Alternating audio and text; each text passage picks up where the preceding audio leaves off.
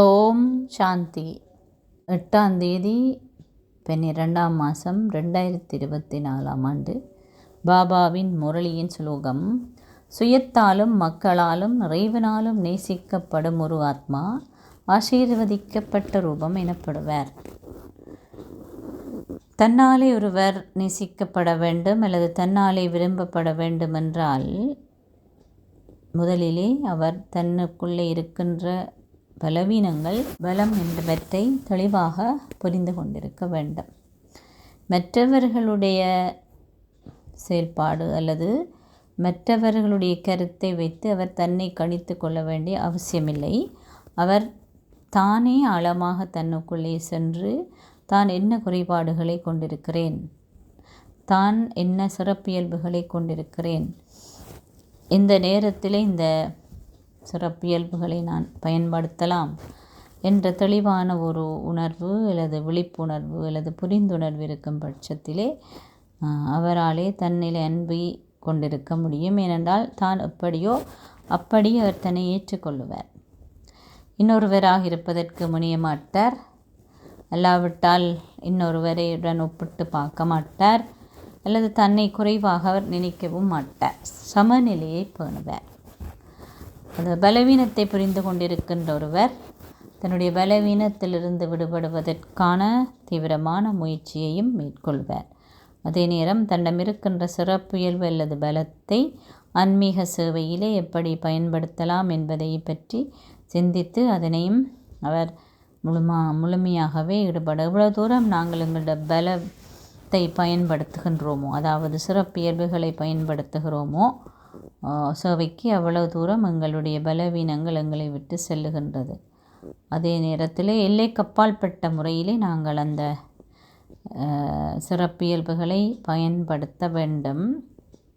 அதே நேரம் அந்த சிறப்பியல்பு சரியான நேரத்திலும் சரியான சந்தர்ப்ப சூழ்நிலையிலும் நாங்கள் ஒத்துழைப்பு கொடுப்பதற்காக பயன்படுத்த வேண்டும். நிறைய பேருக்கு சிறப்பியல்பு இருக்கின்றது, ஆனால் அவர்கள் தங்களுக்கு விரும்பியதை தங்களுக்கு விரும்பிய நேரத்திலே செய்வார்கள். அது சேவையாயும் இருக்கலாம் அல்லது அது தேவைப்படுகின்ற விடயமாக இருக்கலாம். ஆனால் அந்த நேரத்தில் அது தேவையில்லை. சிலருக்கு தண்ணி தேவைப்படும், ஆனால் அதுக்கு பதிலாக ஒருத்தருக்கு சாப்பிட கொடுத்தா அவர் அதை விரும்ப மாட்டார். அதே மாதிரி சேவையிலே உண்மையிலே அந்த டைமில் என்ன தேவைப்படுது என்பதை புரிந்து கொண்டு அதற்கான சிறப்பியல்பை அவர்கள் பயன்படுத்தும் பொழுது அவர் அந்த சிறப்பியல்பு இருக்குது, அதை ஒன்றில் அதை கேட்டிருப்பார்கள் செய்ய சொல்லி, இல்லாவிட்டால் அவர்கள் அதை பயன்படுத்துறது. அப்படி அந்த நேரத்தில் அந்த குறிப்பிட்ட டைமுக்குள்ளே அதை செய்து முடிக்கும் பொழுது அல்லது செய்யும் பொழுது அவருக்கு தன்னிலே ஒரு நம்பிக்கை ஏற்படுகிறது. அப்படி செய்பவர்களால் இயல்பாகவே தங்களில் ஒரு அன்பு வரும். யாருக்கு தன்னில் அன்பு இருக்கிறது அவர் தன்னை மோசமான முறையிலே நடத்த மாட்டார். அதாவது தன்னை நொந்து கொள்ள மாட்டார், தன்னை தாழ்த்தி நினைக்க மாட்டார், தன்னை துன்புறுத்த மாட்டார், தான் ஒரு கூடாத ஆளண்டு அடிக்கடி அப்படியெல்லாம் சிந்தனையும் அவருக்கு வராது. பதிலாக தன்னையினுடைய சரியான வடிவத்தை புரிஞ்சு கொண்டு, அதாவது இவ்வளவு இந்த பலவீனம் இருக்குது, இந்த சிறப்பியல்பு இருக்குது அப்படின்னு புரிஞ்சு கொண்டு அதுக்கேற்ற மாதிரி பலவீனத்திலிருந்து அதை பாதிப்பிலிருந்து விடுபடுவதற்கான முயற்சியை அவர் செய்து கொண்டிருப்பார். தன்னால் நேசிக்கப்படுகின்ற ஒருவராலே தனக்கு நிறைஞ்சிருக்கின்ற ஒரு நிலையை கொண்டிருக்கும் பொழுது மற்றவர்களுக்கு உதவி செய்ய முடியும்.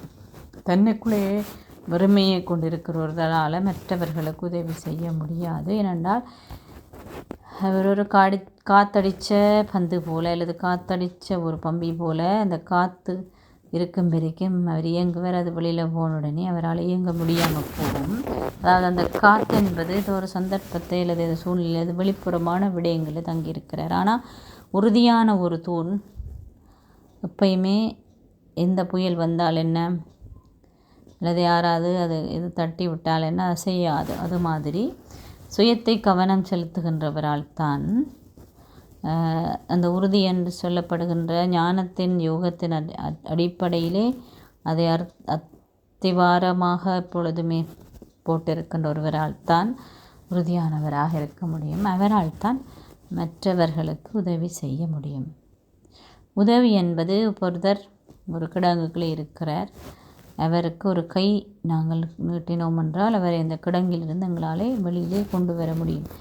அவர் எனக்கு என்ன செய்திருக்கிறார் அல்லது அவர் எப்படிப்பட்டவர் என்பதையெல்லாம் அந்த நேரத்திலே நாங்கள் பார்க்காமல் தான் உதவி செய்கின்றோம்.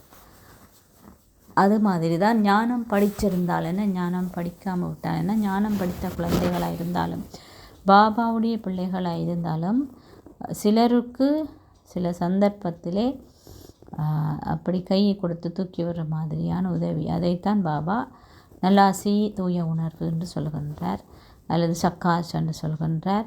அவை நாங்கள் வாயால் எதையும் சொல்ல தேவையில்லை. சில வேளைகளை அவங்கள பார்த்து நாங்கள் சிரிக்கக்கூட தேவையில்லை, அது அவங்களோட கதைக்க கூட தேவையில்லை. ஆனால் எங்களோட எண்ணங்கள் மூலம் அவர்களுக்கு நாங்கள் உதவி என்று சொல்லப்படுகின்ற விடயங்களை உதவி என்றால் அதை கேட்டு தான் கொடுக்கணும் இல்லை, தெரிஞ்ச கொடுக்குறோம். ஒரு வகை ஒரு பிரச்சனையை தெரிஞ்சு கொண்டு நாங்கள் உதவி செய்கிறோம், அது ஒரு வகை. அதே நேரம் எந்த நேரமும் உலக கப்பால்பட்ட எல்லை கப்பால்பட்ட சிந்தனை எல்லாருக்கும் நாங்கள் நல்லுணர்வு கொடுக்குறோம் அப்படின்ற ஒரு எண்ணம் எங்களுக்கு இருக்கும் பட்சத்தில் இயல்பாகவே எங்களுக்கு அவர்களுக்கு உதவி செய்ய முடியும்.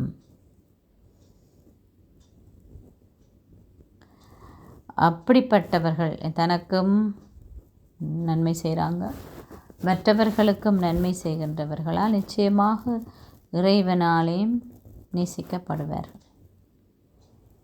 ஏனென்றால் ஆங்கிலத்தில் ஒரு பழமொழி இருக்குது, God also will help those who help themselves. தனக்கு உதவி செய்கின்றவர்களை தான் கடவுளும் உதவி செய்வார் என்று சொல்லப்படுகின்றது. இதைத்தான் பாபா சொல்கிறார், சுய சேவையிலே அல்லது சுயத்தை பராமரிப்பதிலே கவனம் செலுத்துகின்றவருக்கு தான் மற்றவர்களுக்கு உதவி செய்ய முடியும்.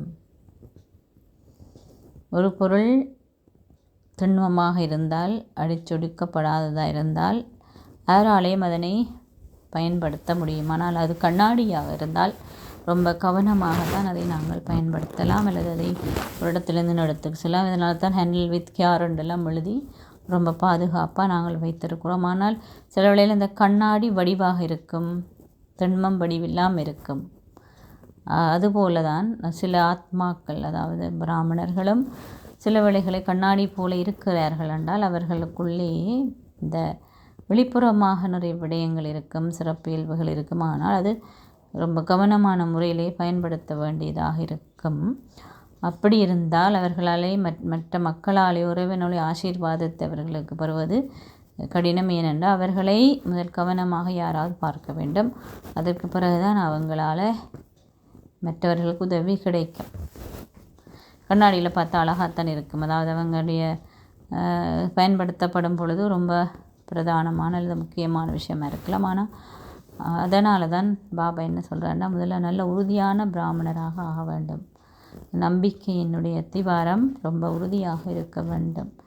என்னில், தந்தையில், நாடகத்தில், இந்த குடும்பத்தில், இந்த 4 விடயங்களிலும் எனக்கு ரொம்ப ஆழமான நம்பிக்கை இருக்க வேண்டும்.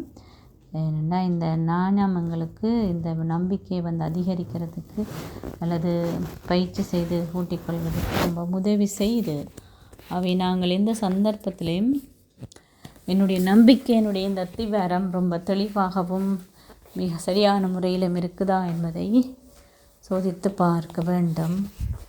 அப்படி சோதித்து பார்க்கும் பொழுது தான் எனக்கு தெரியும் நான் இந்த சந்தர்ப்பத்தில் நம்பிக்கையுடைய நடந்தனா இல்லையாண்டு.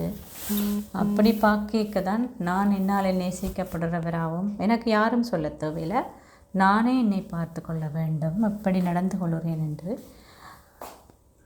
அப்பொழுது என்னால் நேசிக்கப்பட்டால் மக்களால் நேசிக்கப்படுவேன், இறைவனாலே நிச்சயமாக நேசிக்கப்படுவேன்.